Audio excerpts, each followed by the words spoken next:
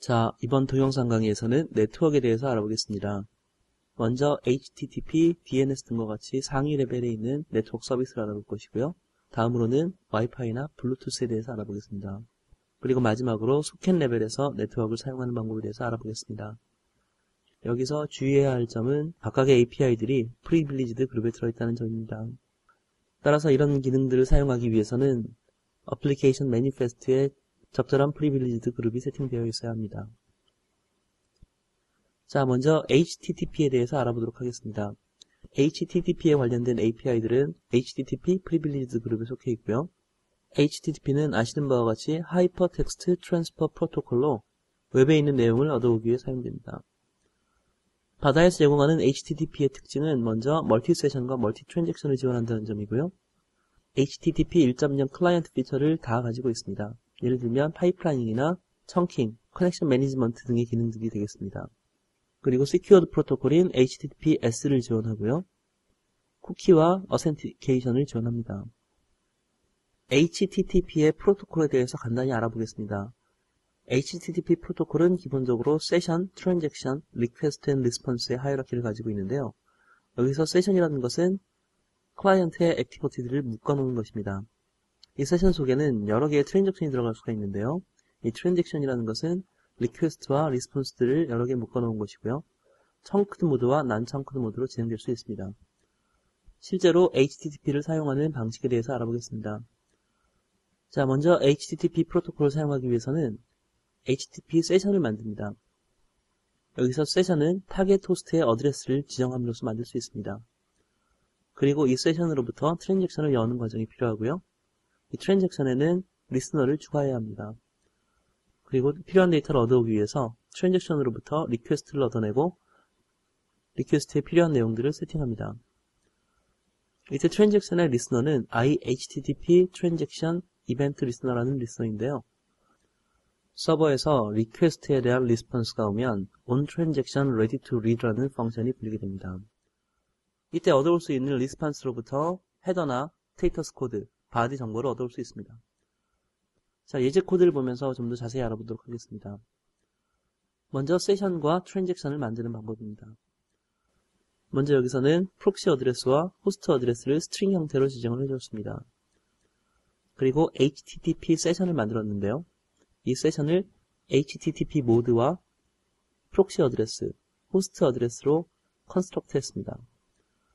이 세션으로부터 트랜잭션을 얻어왔는데요. 오픈 트랜잭션 n이라는 펑션을 통해서 트랜잭션에 포인터를 얻을 수 있습니다. 그리고 이 트랜잭션에 리스너를 붙이는 과정입니다. 자, 다음은 실제 리퀘스트를 보내는 과정입니다. 먼저 트랜잭션으로부터 getRequest라는 펑션을 이용해서 리퀘스트에 포인터를 얻어오고요. 여기에 URI와 리퀘스트 모드를 세팅했습니다. 그리고 헤더에 필드를 세팅했고요. 그리고 다음 과정으로는 HTTP 헤더에 원하는 데이터를 집어넣고요. 그리고 최종적으로 트랜잭션을 서밋하면 데이터가 넘어오게 됩니다. 어싱크로너스하게 데이터가 넘어올 때는 onTransaction ready to read라는 펑션이 불리는데요. 이때 파라미터로 넘어온 트랜잭션으로부터 getResponse 펑션을 이용해서 리스폰스 어드레스를 얻어올 수 있습니다. 그리고 리스폰스의 스테이터스 코드가 OK인 경우에는 HTTP 헤더 정보와 바이트 버퍼로 되어 있는 바디 정보를 읽어서 사용할 수 있습니다. 자, 다음은 DNS를 사용하는 방법에 대해서 알아보도록 하겠습니다. 이 DNS에 관련된 API들은 Net Privileged 그룹에 속해 있습니다.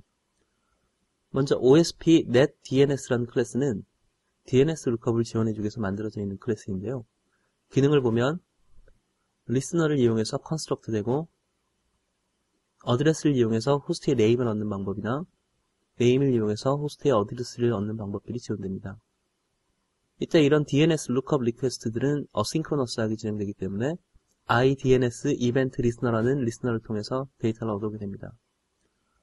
이 IDNS 이벤트 리스너라는 클래스에는 onDNS resolution completed n이라는 펑션이 존재하는데요. 이 펑션의 파라미터로 IP 호스트 엔트리라는 포인터가 넘어오는데 이 엔트리 속에 get address list라든지 get alias list라는 펑션을 사용해서 어드레스와 alias를 얻어올 수 있습니다. 실제 사용하는 예를 보겠습니다. 먼저 foo라는 펑션에서는 이 DNS를 만들고 DNS lookup 리퀘스트를 보내는 과정을 진행합니다. 먼저 DNS 클래스를 크리에이트 했고요. 다음은 리스너를 붙이면서 DNS를 컨스트럭트 했습니다. 그리고 이 DNS에 get host by name이라는 펑션을 통해서 호스트 이름을 주면 리스너 오브젝트에 on DNS resolution completed n이라는 펑션이 불립니다. 이때 파라미터로 넘어온 IP 호스트 엔트리에서 get address list라는 펑션을 불면 iList 형태로 어드레스 리스트를 얻어올 수 있고요. 이 리스트에서 get at이라는 펑션을 이용해서 첫 번째 IP 어드레스를 얻어오는 과정입니다. 자, 다음은 와이파이에 대해서 알아보겠습니다. 와이파이에 관련된 API들 역시 와이파이 프리빌리지드 그룹에 속해 있습니다. 기본적으로 바다에서 와이파이는 두 가지 모드로 작동을 하는데요. 첫 번째는 인프라스트럭처 모드입니다. 이 인프라스트럭처 모드라는 것은 와이어리스 랜을 사용하기 위한 준비 단계고요. 특정한 SSID를 가진 AP에 연결돼서 사용되는 경우입니다. 그 외에 바다에서는 애드홍 모드도 지원을 해주는데요. 애드홍 모드라는 것은 와이파이 네트워크를 액세스 포인트 없이 사용하기 위한 방식입니다. 즉 와이파이가 지원되는 디바이스 사이에 피어-투-피어 커넥션을 만들어주기 위한 기능이죠. 바다에서는 동시에 8개의 피어를 사용할 수 있다고 합니다. 자, 와이파이를 사용하기 위해서는 먼저 와이파이 매니저라는 클래스를 사용해야 되는데요. 이 와이파이 매니저의 가장 중요한 기능은 와이파이 디바이스를 액티베이트 시키거나 디액티베이트 시키는 기능이 있고요. 사용 가능한 AP들을 스캔하는 기능들, 특정 AP에 커넥트하기 위한 기능들이 제공됩니다. 그리고 와이파이 커넥션 스테이트가 달라지는 것들을 iWiFi 매니저 이벤트 리스너라는 리스너를 통해서 얻어오는데요. 여기서는 on Wi-Fi activated, on Wi-Fi deactivated라는 펑션을 통해서 와이파이 디바이스의 액티베이션 상태가 바뀌는 것을 노티파이 받을 수 있고요. on Wi-Fi connected, disconnected에서는 와이파이를 통해서 AP에 커넥트 되었는지 디스커넥트 되었는지를 알 수 있습니다. 그 외에 on Wi-Fi RSSI changed, on Wi-Fi scan completed 이라는 펑션들도 존재합니다. 자, 애드옥 모드에서는 애드옥 서비스라는 클래스를 이용해서 애드옥 네트워크를 구성합니다. 이 애드옥 서비스라는 클래스에는 먼저 start 애드옥 서비스라는 펑션이 존재해서 애드옥 서비스를 시작할 수 있고요. get neighbors라는 펑션을 통해서 주변에 있는 피어들을 얻어올 수 있습니다. 이때 피어들에 대한 정보는 애드옥 피어 인포라는 클래스로 얻어올 수 있습니다. 그리고 마지막으로 데이터를 주거나 받기 위해서 send broadcast, unicast message라는 펑션들이 존재합니다. 그리고 서비스의 상태나 다른 피어에서 온 메시지를 받기 위해서 리스너가 존재해야 되는데요. I adhoc service event listener라는 리스너입니다. 이 리스너에는 on adhoc service started, on adhoc service start라는 펑션 두 가지로 adhoc 서비스가 시작되거나 끝난 시점을 통보받을 수 있고요. 다른 피어에서부터 메시지를 얻어온 경우에는 on message received라는 펑션이 불려서 메시지를 처리할 수 있습니다.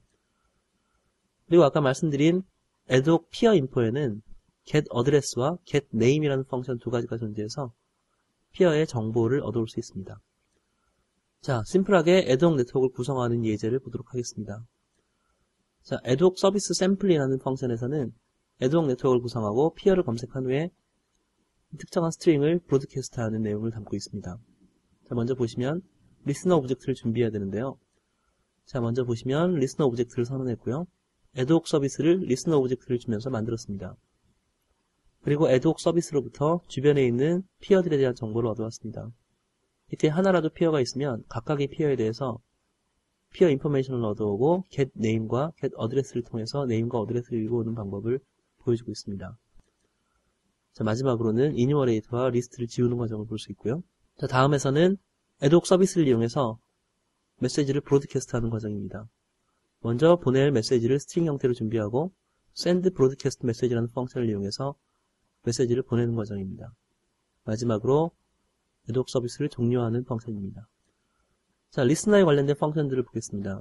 먼저 on 애드옥 서비스 started에서는 애드옥 서비스가 시작될 때 해야 될 일들을 지정할 수 있고요.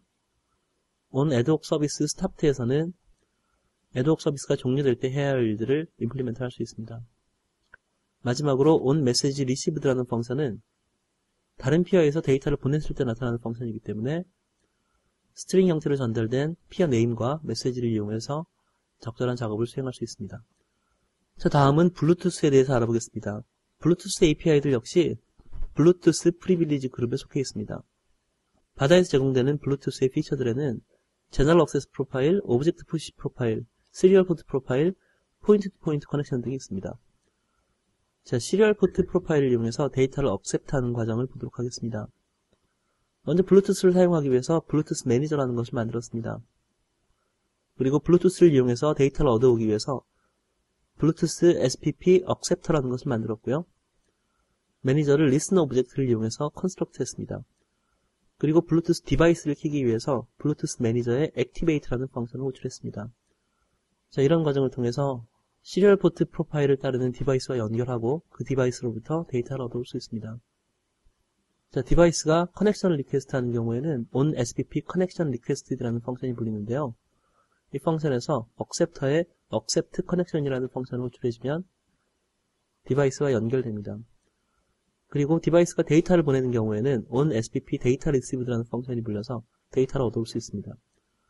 마지막으로 디바이스가 커넥션을 끊겠다는 리퀘스트를 보내면 onSPP disconnected라는 펑션이 호출됩니다.